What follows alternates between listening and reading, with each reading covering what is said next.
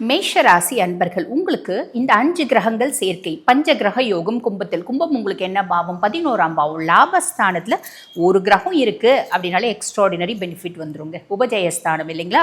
இப்போ 5 கிரகங்கள் இருக்கு அப்படின் போது என்ன வந்து நான் உழைச்சிட்டே இருக்கேன் எனக்கு இது வரைக்கும் நல்லது நடக்கல அப்படின்னா உங்கள் சுய ஜாதகம் பெருசாக சூப்பர் டூப்பராக இல்லை அப்படின்னு அர்த்தம். அவங்களுக்கே நற்பலன்கள் அப்படின்றது இந்த காலகட்டத்தில் கிடைக்கும். இப்போ அந்த மாதிரி இல்லைங்க நாங்கள் ஓகே நல்லா தான் இருக்கும் அப்படின்றவங்களுக்கு இன்னும் நிறைய நற்பலன்கள் அப்படின்றது கிடைக்கும். ஆனால் லாபஸ்தானத்தில் சனிக்கு மட்டும் ஒரு பெரிய சூப்பரான குணாதிசயம் உண்டு.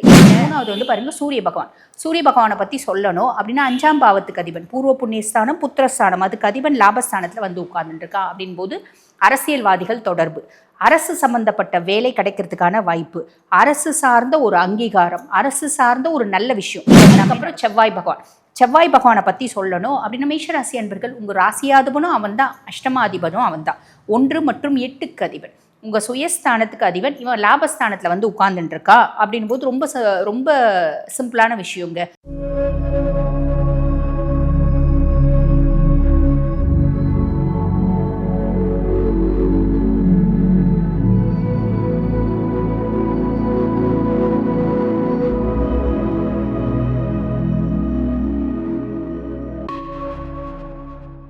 ஆன்மீக பரிகார நேயர்களுக்கு வணக்கம். நான் டாக்டர் தீபா அருளாளன். இன்னைக்கு நம்ம என்ன டாபிக் பற்றி டிஸ்கஸ் பண்ண போகிறோம் அப்படின்னா 5 கிரக சேர்க்கை பஞ்ச கிரக யோகம். இந்த பஞ்ச கிரக யோகம் அப்படின்றது எல்லா ராசிகளுக்குமே இருக்குங்க. இது வந்து பாருங்க 5 கிரகங்கள் எந்த ராசியில் வந்து சேர்றாங்க அப்படின்னா கும்பத்தில் ஒவ்வொரு கிரகங்கள் ஒவ்வொரு நாள் கும்பத்தில் வந்து இணைகிறாங்க, ஒவ்வொரு நாள் கும்பத்தை விட்டு வெளியே போகிறாங்க. உதாரணத்துக்கு சொல்லணும் அப்படின்னா சுக்கிர பகவான் பிப்ரவரி மாதம் 6ஆம் தேதியிலேருந்து மார்ச் மாதம் 2ஆம் தேதி வரைக்கும் கும்பத்தில் சஞ்சாரம் பண்ணுறார். புதன் பகவான் பிப்ரவரி மாதம் 3ஆம் தேதியிலேருந்து ஏப்ரல் மாதம் 11ஆம் தேதி வரைக்கும் கும்பத்தில் சஞ்சாரம் பண்ணுறார். சூரிய பகவான் பிப்ரவரி மாதம் 13லேருந்து மார்ச் 15 வரைக்கும். அதே மாதிரி பாருங்க செவ்வாய் பகவான் பிப்ரவரி மாதம் 23லேருந்து ஏப்ரல் 2 வரைக்குமே இருக்கார். சனி பகவான் 6/3/2026 வரைக்கும் கும்பத்தில் இருக்கார். இப்போ இந்த 5 கிரகங்களும் கும்பத்தில் இணையிறது அப்படின்றது பஞ்ச கிரக யோகம் அப்படிம்பாங்க. இது வந்து பாருங்க திருப்பி இந்த மாதிரி வரணும் அப்படின்னா உதாரணத்துக்கு சனி பகவான் கும்பத்தில் வர்றதுக்கே வந்து பார்த்தீங்கன்னா 29 ஆண்டு காலங்கள் எடுக்கும். அப்ராக்சிமேட்லி 30 வருஷம் ஆகும். என்னங்க குழப்புறீங்க, சனி பகவான் ஆல்ரெடி வந்து பார்த்தீங்கன்னா கும்பத்துலேருந்து மீனத்துக்கு போயிட்டாரே அப்படின்ற உங்களுக்கு குழப்பம் வரும். பொதுவாக வந்து பாருங்க இப்போ சனி பகவான் வந்து பார்த்திங்கன்னா ஆல்ரெடி கும்பத்துலேருந்து மீனத்துக்கு போயிட்டார். இது வந்து திருக்கணித பஞ்சாங்கம் பிரகாரம். ஆனால் வாக்கிய பஞ்சாங்கம் பிரகாரம் 6/3/2026 தான் சனி பகவான் வந்து பார்த்திங்கன்னா கும்பத்துலேருந்து மீனத்துக்கு போகிறார். நீங்களே திருக்கணித பிரகாரம் பேசியிருக்கீங்க தானே அப்படின்னு கேட்பீங்க. ஆமாம், நானே திருக்கணித பிரகாரம் பேசியிருக்கேன். அதே மாதிரி பாருங்கள் ஜாதகம் எழுதும்போது இந்த வருஷம் ஒரு குழப்பம் நடக்குது பாருங்கள். நிறைய பேர் கிளையன்ஸே வந்து பார்த்திங்கன்னா ஜாதகம் எழுதி கொடுக்கும்போது மேடம் திருக்கணித பிரகாரம் எழுதி கொடுங்க அப்படின்னு கேட்குறாங்க. அவங்களுக்கு நாங்கள் என்ன பண்ணுறோம் அப்படின்னா சனி பகவான் மீனத்தில் இருக்க மாதிரி தான் எழுதி கொடுக்குறோம். மேடம் வாக்கிய பிரகாரம் எழுதி கொடுங்க அப்படிங்கிறாங்க. அவங்களுக்கு நாங்கள் சனி பகவான் கும்பத்தில் இருக்க மாதிரி தான் எழுதி கொடுக்குறோம். ஆக இந்த வருஷம் வந்து பார்த்திங்கன்னா குழந்தைங்களுக்கு இந்த மார்ச் 29லேருந்து இப்படி ஒரு குழப்பம் பிறக்கிற குழந்தைங்களுக்கு அப்படின்னு வருது. ஆக இந்த 5 கிரக சேர்க்கை அப்படின்றது வந்து பாருங்க என்னென்ன ராசிகளுக்கு என்னென்ன மாதிரி நற்பலன்கள் கொடுக்க போகுது அப்படின்னா ஆப்வியஸ்லி நிறைய ராசிகளுக்கு எக்ஸ்ட்ராடினரி பலன்கள் கொடுக்க போகுது. அதே மாதிரி சின்ன சின்ன குறைபாடுகளும் கொடுக்க போகுது. உங்கள் ராசிக்கு என்ன மாதிரி பலன்களை கொடுக்க போகுது சட்டுன்னு பார்த்துடலாம் வாங்க. மேஷ ராசி அன்பர்கள் உங்களுக்கு இந்த 5 கிரகங்கள் சேர்க்கை பஞ்ச கிரக யோகம் கும்பத்தில் கும்பம் உங்களுக்கு என்ன பாவம் 11ஆம் பாவம் லாபஸ்தானத்தில் ஒரு கிரகம் இருக்கு அப்படின்னாலே எக்ஸ்ட்ராடினரி பெனிஃபிட் வந்துருங்க உபஜயஸ்தானம் இல்லைங்களா. இப்போ 5 கிரகங்கள் இருக்கு அப்படின் போது என்னென்ன மாதிரி பெனிஃபிட் வரும். முதல்ல சனி பகவான், எப்பயுமே சனிக்கு முன்னுரிமை அப்படின்னு சொல்லிக்கலாம். அப்போ சனி பகவானை பற்றி சொல்லணும் அப்படின்னா அவர் உங்களுக்கு 10 மற்றும் 11க்கு அதிபன். அதாவது தொழில் ஸ்தானத்துக்கும் அவன் தான் அதிபன், லாபஸ்தானத்துக்கும் அவன் தான் அதிபன்.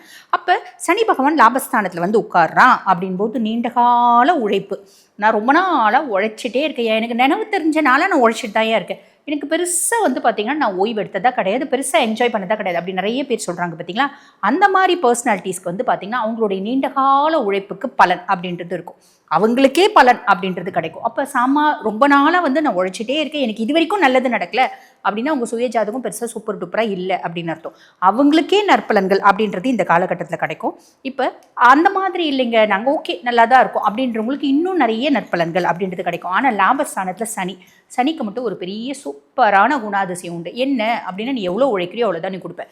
நீ 5 ரூபாய்க்கு உழைச்சா நான் 5 ரூபாய் கொடுப்பேன், 3 ரூபாய்க்கு உழைச்சா 3 ரூபாய் கொடுப்பேன். அப்போ எவ்வளோக்கு எவ்வளோ உழைக்கிறீங்களோ அவ்வளோக்கு அவ்வளோ பலன்கள் லாபம் அப்படின்றது கொடுத்துருவார். லாபம் வந்து பாருங்கள் மெதுவாக வரும், ஆனால் நிலையான லாபம் அப்படின்றது வரும். இந்த காலகட்டத்தில் நீங்கள் வாங்கக்கூடிய சொத்துக்கள் ஸ்திரமான சொத்துக்களாக இருக்கும்.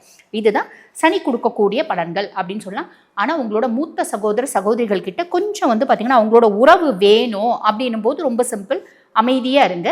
பெருசாக அலப்புற ஆர்ப்பாட்டம் பண்ணுறது வேண்டாம். அவங்க உறவு வேணாம், அங்கே எப்போ கட் பண்ணணும் நாங்களே ரொம்ப பிளான் பண்ணிட்டு இருக்கோம் அப்படின்னா உங்களுக்கு எப்படி தோணுதோ, எப்படி பிஹேவ் பண்ணணும்னு தோணுதோ, எப்படி ஆட்டிடியூட் காமிங்களோ காமிச்சிக்கோங்க. அதே மாதிரி ஃப்ரெண்ட்ஸ்க்கும் இதே தான். ஃப்ரெண்ட்ஸ் வந்து அவங்களோட உறவு வேணும், அவங்களோட சப்போர்ட் வேணும் அப்படின்னு அமைதி அப்படின்றது இருக்கணும். ஃப்ரெண்ட்ஸோட சப்போர்ட் பெருசாக இல்லை, தேவையில்லை, எங்களுக்கு வேண்டாம், கழட்டி விடணும் அப்படின்னு நினைக்கிறேன்னா எப்படினாலும் பேசலாம். ஏன்னா சனி மொத்தம் பொதுவாக வந்து பாருங்கள் கொஞ்சம் ஆர்கியூமெண்ட் அப்படின்னு வந்துச்சுன்னா அடமெண்ட்டாக ஆர்கியூ பண்ணக்கூடிய கெப்பாசிட்டியை நம்மளுக்கு இன்பில்ட்டாகவே கொடுத்துருவான். நான் என்னவோ சிவனேன்னு இருக்க பர்சனாலிட்டியாக இருந்தால் கூட சனி ஒரு சில ஸ்தானத்தில் வந்து உட்காரும்போது நம்ம அறியாமல் நமக்கு சில கோபங்கள் தாபங்கள் ஆர்கியூமெண்ட்டு இந்த மாதிரி எல்லாம் வரும். ஸோ அதில் கவனம் அப்படின்றது வச்சுக்கோங்க. அதுக்கப்புறம் புதன் பகவான் வந்து உட்கார்ந்துட்டுருக்கார். புதனை பற்றி சொல்லணும் அப்படின்னா 3 மற்றும் 6க்கு அதிபன். உங்களோட இளைய சகோதர தைரியஸ்தானத்துக்கும் அவன் தான் அதிபன். அதே மாதிரி 6ஆம் பாவம் அப்படின்றது ருணரோக சத்ருஸ்தானம், அதுக்கும் அவன் தான் அதிபன். அப்போ வந்து பாருங்கள் போட்டி, ஏதாவது நீங்கள் போட்டிகளில் வந்து கலந்துக்கிறீங்க அப்படின்னா சக்ஸஸ் ஆகிடுவீங்க. அதுவும் முக்கியமாக ஆக்கப்பூர்வமான எழுத்து போட்டி, பேச்சு போட்டி, சொற்பொழிவு, இந்த மாதிரி உங்களோட அறிவை மூலதனமாக வச்சு அறிவை பிரதானமாக வச்சு நீங்கள் கலந்துக்கக்கூடிய போட்டிகள் எதுவாக இருந்தாலும், ஏமா இதில் எக்ஸாம்ஸ்லாம் வருமா, வந்துருமே, அதுவும் உங்களோட அறிவு தானே தேவை இல்லைங்களா? ஸோ அந்த மாதிரி போட்டிகளில் வந்து பார்த்தீங்கன்னா நீங்கள் வெற்றி அப்படின்றது வச்சுக்கலாம். ஆனால் நீங்கள் வந்து ஒரு சில விஷயங்கள் இப்போ ரெஜிஸ்ட்ரேஷன் பண்ணுறது, டேக்ஸு, இந்த அக்ரிமெண்ட், இதெல்லாம் வந்து கொஞ்சம் ஏதாவது குறுக்கு வழி போகிறீங்க, குறுக்கு வழியை கையாளுறீங்க அப்படின்னா சட்ட சிக்கல் வரத்துக்கு வாய்ப்பு உண்டு. ஸோ இதில் கவனம் அப்படின்றது வச்சுக்கோங்க. 3வது வந்து பாருங்கள் சூரிய பகவானை பற்றி சொல்லணும் அப்படின்னா 5ஆம் பாவத்துக்கு அதிபன், பூர்வ புண்ணியஸ்தானம், புத்திரஸ்தானம், அதுக்கு அதிபன் லாபஸ்தானத்தில் வந்து உட்கார்ந்துருக்கா அப்படின் போது அரசியல்வாதிகள் தொடர்பு, அரசு சம்பந்தப்பட்ட வேலை கிடைக்கிறதுக்கான வாய்ப்பு, அரசு சார்ந்த ஒரு அங்கீகாரம், அரசு சார்ந்த ஒரு நல்ல விஷயம், இது எல்லாமே நடக்கும்.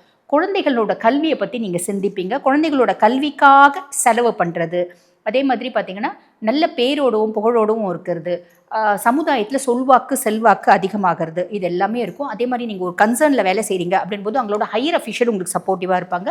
உங்களோட அப்பா சப்போர்ட்டிவாக இருக்கிறதுக்கு நிறைய வாய்ப்பு உண்டு. மாமனார் சப்போர்ட்டிவாக இருக்கிறதுக்கு, குருமார்கள், தந்தை வழி சொந்தங்கள் எல்லாம் சப்போர்ட்டிவாக இருக்கிறதுக்கு நிறையவே வாய்ப்பு உண்டு. என்ன ஈகோ கொஞ்சம் குறைச்சிக்கணும். சூரியன் மட்டும் ஆளுமை ஜாஸ்தி, எனக்கு எல்லாம் நான் தான், I am superior, I am the best அப்படின்னு நினைக்கக்கூடிய எண்ணம் உண்டு.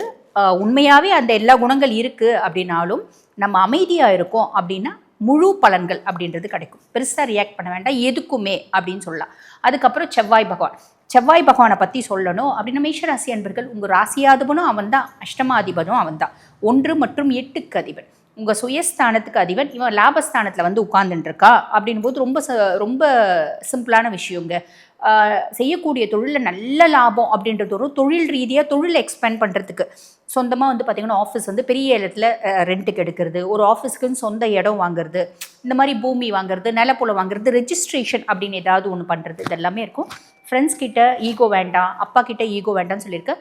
முக்கியமாக நண்பர்கள் கிட்ட வந்து பார்த்திங்கன்னா கருத்து வேறுபாடு வர்றதுக்கும் நண்பர்களே எதிரிகளாக மாறுறதுக்கும் வாய்ப்பு உண்டு. நீங்கள் ரியாக்ட் பண்ணுறீங்க அப்படின்னா, நீங்கள் ரியாக்ட் பண்ணல அப்படின்னா நண்பர்களாகவே இருப்பாங்க அப்படின்னு சொல்லலாம்.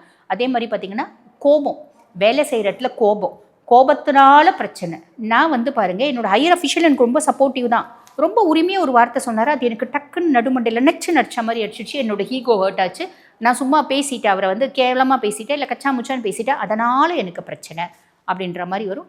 ஸோ எதுலேயுமே அவசரம் வேண்டாம், எதுலேயுமே வந்து பார்த்திங்கன்னா கோபப்படுறது அப்படின்றது வேண்டாம். நிதானம் அப்படின்றது காக்குறீங்க அப்படின்னா மட்டும் செவ்வாயினால் வரக்கூடிய, செவ்வாய் பகவான் என்னென்னலாம் உங்களுக்கு கொடுக்க போகிறான் அத்துணையும் கொடுத்துருவா. பூமி சார்ந்த யோகம், ரெஜிஸ்ட்ரேஷன், அஃபிஷியலி வந்து பார்த்திங்கன்னா உங்களோட ஆளுமை அதிகரிக்கிறதுக்கு, புது கிளைண்ட்ஸ் கொடுக்கறது, புது கிளைண்ட்ஸ் வர்றது, பிஸ்னஸை வந்து பெரிய லெவலில் எஸ்டாப்ளிஷ் பண்ணுறதுக்கு, இது அத்தனையும் வந்து பார்த்திங்கன்னா செவ்வாய் கொடுப்பா. அந்த தைரியம், மனோபலம் அத்தனையும் செவ்வாய் கொடுத்துருவா அப்படின்னு சொல்லலாம்.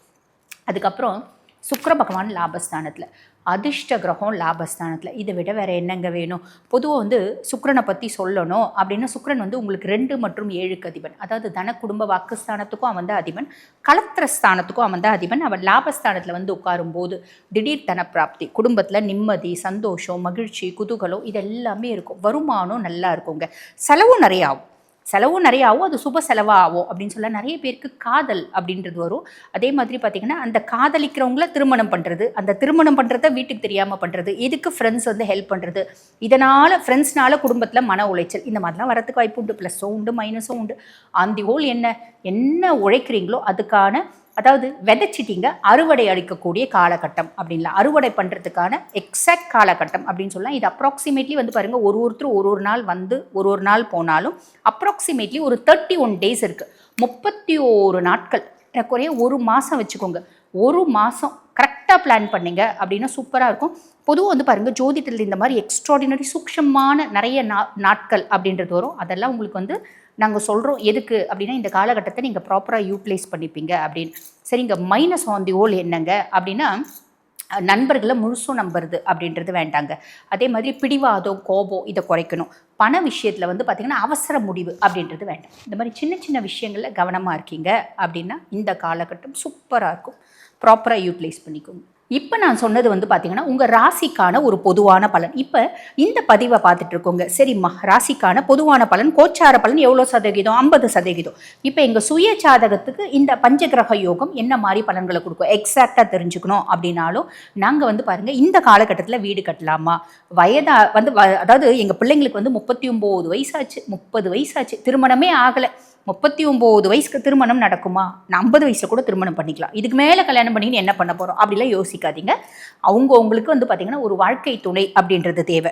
சரிங்களா? அப்போ இந்த மாதிரி திருமணம் பண்ணணும் அப்படின்னாலும், இது வரைக்கும் வீடு அமையறதுக்கான பிராப்தமே இல்லை, வீடு வாங்கணும், அதில் பெரிய வில்லங்க வருது, பிரச்சனை வருது அப்படின்னாலும் நம்ம வந்து பாருங்கள், இது மாதிரி இன்னும் ஏகப்பட்ட பிரச்சனைகள் இருக்குது. குழந்தைங்க சார்ந்த பிரச்சனை, சமுதாயம் சார்ந்த பிரச்சனை, தொழில் சார்ந்த பிரச்சனை, எதுவாக இருந்தாலும் நான் பேசிகிட்டு இருக்கும்போது இது எல்லாத்துக்கும் தீர்வு என்ன? உங்களோட சுய ஜாதகம் தான். அதுதான் வந்து பார்த்திங்கன்னா சோல் இண்டெக்ஸ் அப்படிம்பாங்க. இந்த உங்கள் சுய ஜாதகத்தை அனலைஸ் பண்ணால் என்ன நடக்கும் துல்லியமாக கண்டுபிடிக்க முடியும். எப்படி கண்டுபிடிக்க முடியும்? சுய ஜாதகத்தை அனலைஸ் பண்ணால். உங்கள் சுய ஜாதகத்தை நீங்கள் அனலைஸ் பண்ணிக்கணும்னு விருப்பப்பட்டீங்கன்னா, நான் பேசிகிட்டு இருக்கும்போது என்னோடய வாட்ஸ்அப் நம்பர் டிஸ்பிளேயில் கொடுத்துருப்பாங்க. அந்த வாட்ஸ்அப் நம்பருக்கு கால் பண்ணி அப்பாயின்மெண்ட் ஃபிக்ஸ் பண்ணி என்கிட்ட பேசிக்கலாம். தேங்க்யூ.